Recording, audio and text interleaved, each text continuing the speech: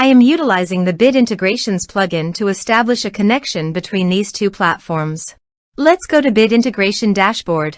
Create integrations. Search and select eForm. Choose a form. Next. Now here search and select Sendinblue. Here, give a meaningful integration name as you want. To get API, please visit Sendinblue API console. Then click on API keys. Click on Generate a new API key. Give a name of your API key. Then click on Generate. Copy the API key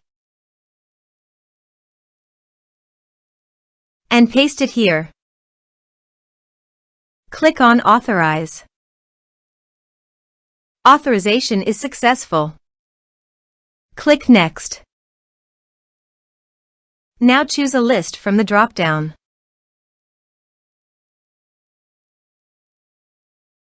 Now do the field mapping.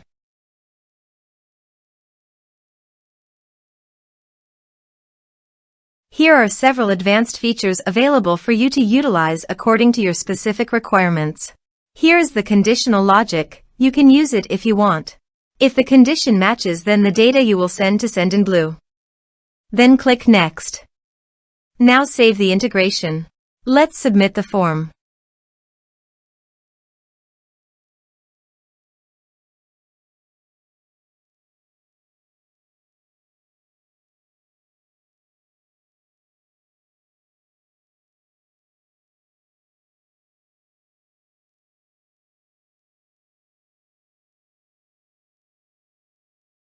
Submit it.